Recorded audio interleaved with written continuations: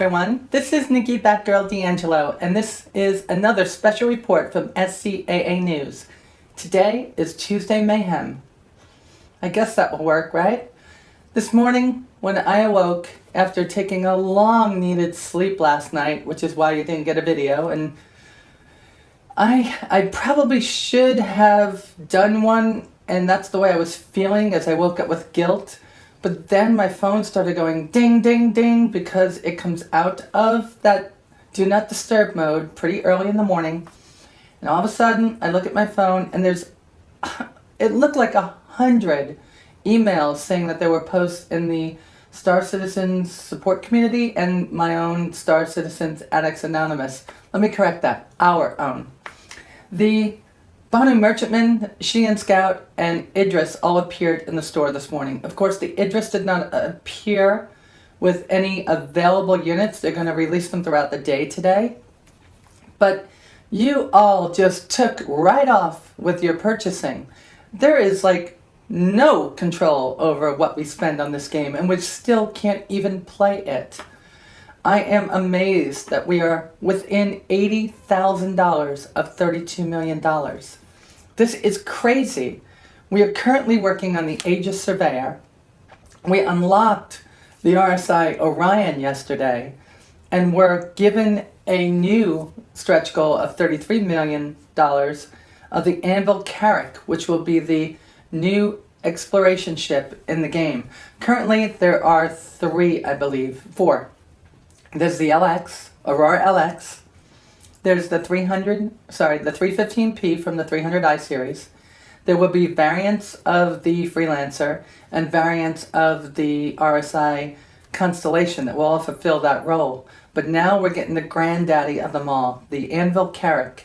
The Anvil Carrack has been the vanguard of every UEE exploration effort in recent years, featuring reinforced fuel tanks for long-duration flight, a highly advanced jump drive array, and dedicated computer core room that allows it to put the maximum processing power into jump charting operations.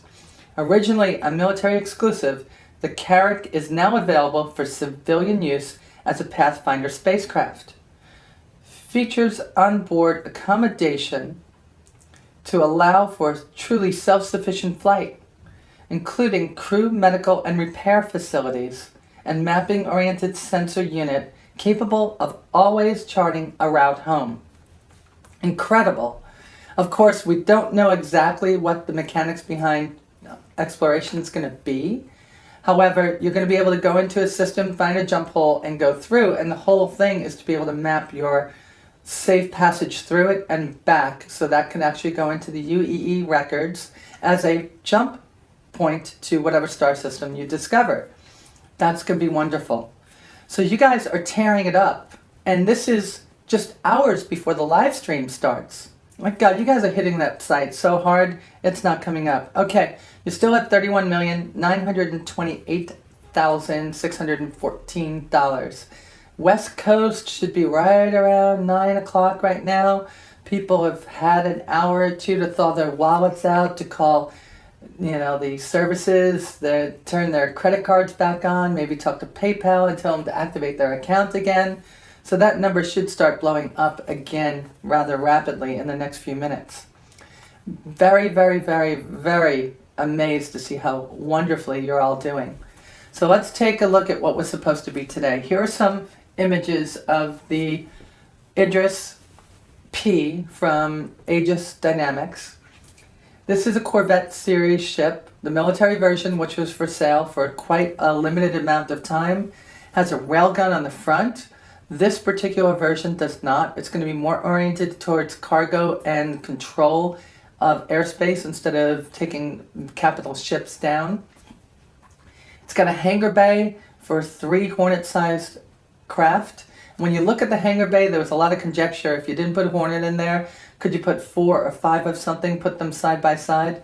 Based on what the hangar looks like, that it's wingtip to wingtip, A, it's going to take a very skilled pilot to land in there, and B, it really doesn't have enough space to put things side by side.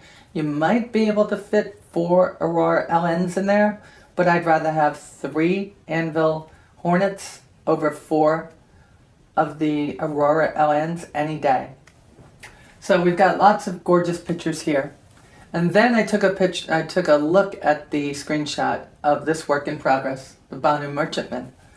That's just amazing. Isn't that gorgeous? I think that is one of the ships that I am truly going to be like all wishing I could have tomorrow. And a lot of these things that we're looking at, we are not going to be able to see for quite some time. And I've got to go all the way through the little thing here because the carousel is the only place that you can find these ship features. So let's talk a little bit about the Banu Merchantman, okay? So, the Banu Merchantman. Banu traders are renowned for their merchant prowess, traveling the space lanes and trading with everyone from humans to Vandul. Their sturdy, dedicated trading ships are prized beyond all other transports, sometimes passing from generation to generation of Banu. Pick up a Banu Merchantman today, and I believe that's $250, and it has LTI on it. I thought LTI ended yesterday. This is kind of strange, right? So we're going to talk a little bit about the ship. And although the Starfarer can haul cargo, it really is for liquid fuel stuffs and liquid like milk and maybe medications and stuff. I'm not sure, but it's really a liquid carrying freighter and a refueler. This is the true freighter in the game at this point. It's got a cargo capacity of 60 tons. I'm sure there'll be upgrade slots at some point to add more. It's got a max crew of 4, upgrade spaces for 6 systems and electronics equipment, max power plant size of 4, 2 TR6 thrusters, lots of thrust out of those to move this really heavy ship I'm sure it's going to be. This looks like it's not going to fit in my hangar. It's got a max shield of 6, and this is something that definitely needs an escort. So if you're in a corp, like or in an org, like I am going to be, you're going to want to make sure that when you're moving things with this and trying to trade, you talk to the other people in your organization and make sure that you have somebody backing you up and providing you cover and protecting the 6 of that really, really big ship. You do have some weapons. You've got 2 class 1s and they're size 4, 5 class 2s and they're size 2, and then you have 2 turret, class 5 turrets available on this. This is all subject to change. We were also given an image of the Xi'an Scout.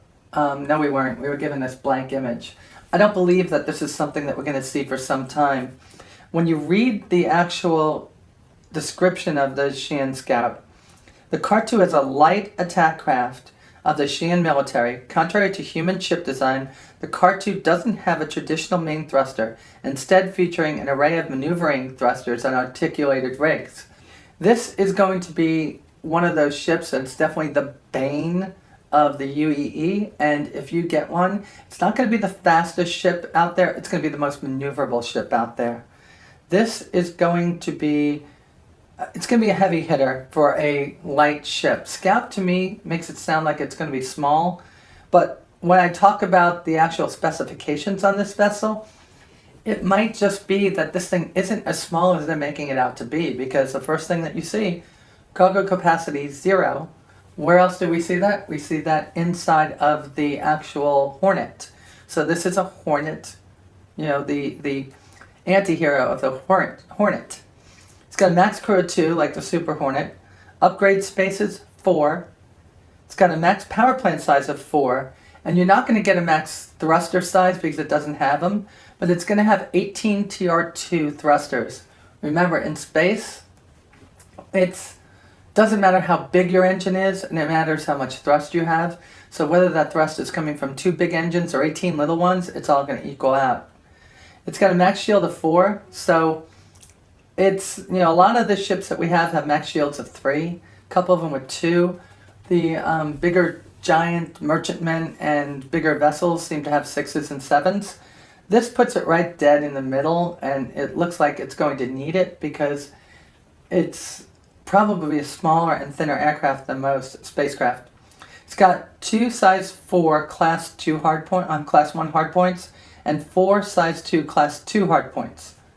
This is going to be an amazing ship. I can't wait to see what they have in store for it.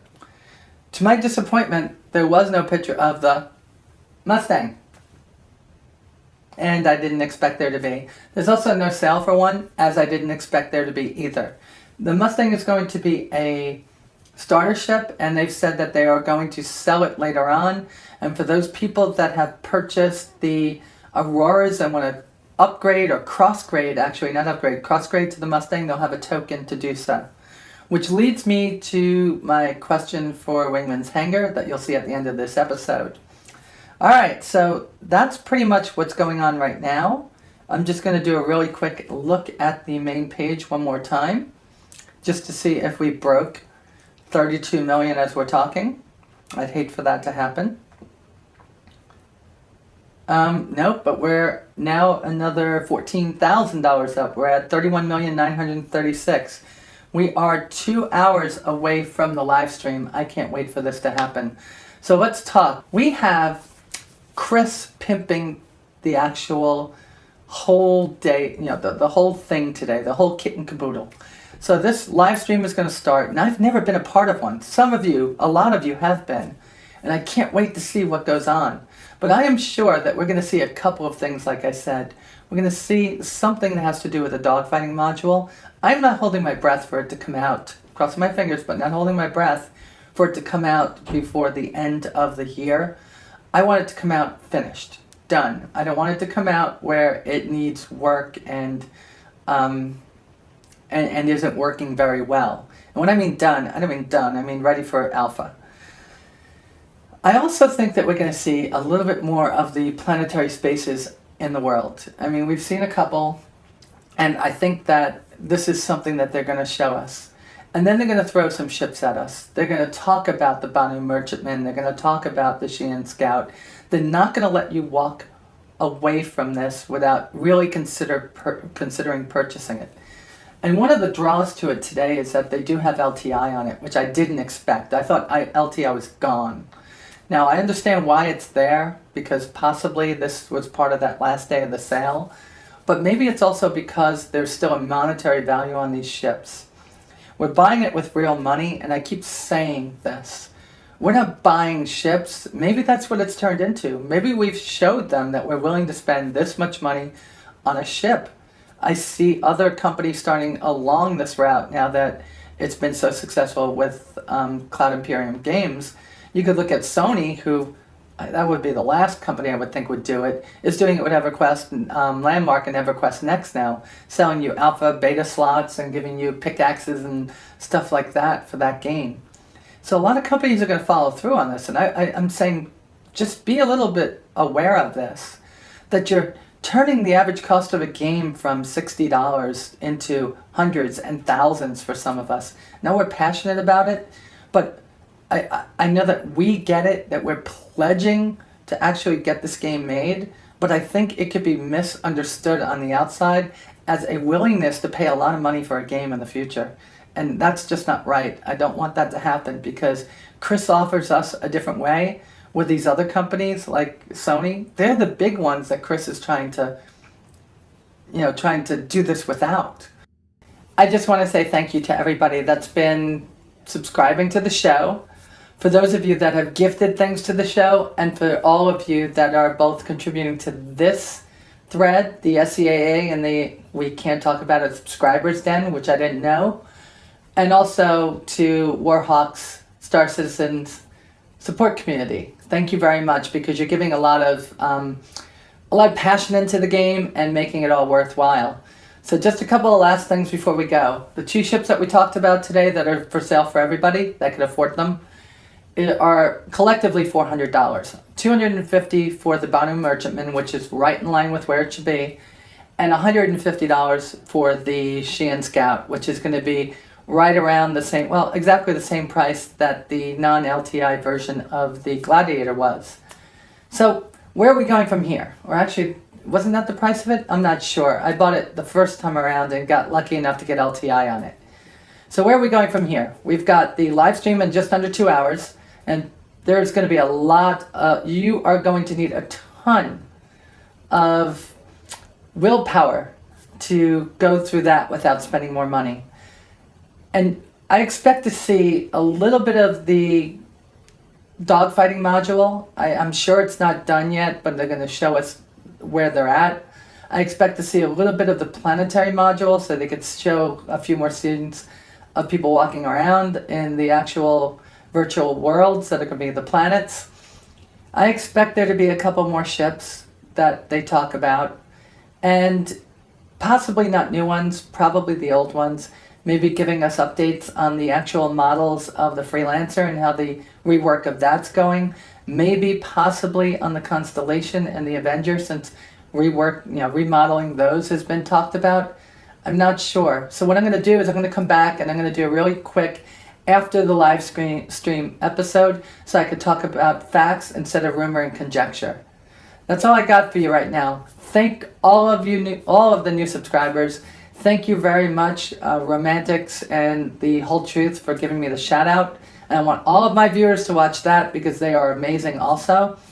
And just thank you, CIG, for giving us such a wonderful opportunity to take part in the development of this. And I hope that you use the funds that we've given you well, and that this doesn't become one of those games that has all the hype and no give back. Based on what I've seen so far, I know that that would never happen. So thank you all. Talk to you in a few hours, and try your best if you're trying to restrain yourself. But always remember, rehab is not an option. Bye.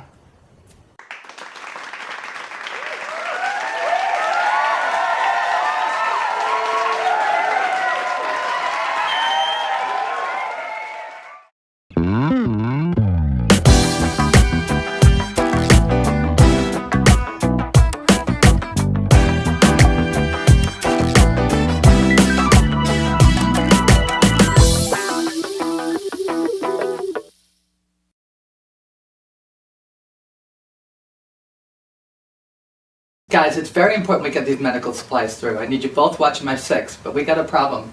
The Hornet has a problem with its jump drive, and a modulator's out on the Avenger. So one of you take the LX, the other one take the LN, alright? Okay.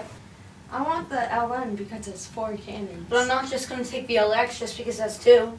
I'm getting that one. But I want that one. No, you're not. Yeah, I am. No. Yeah, I am.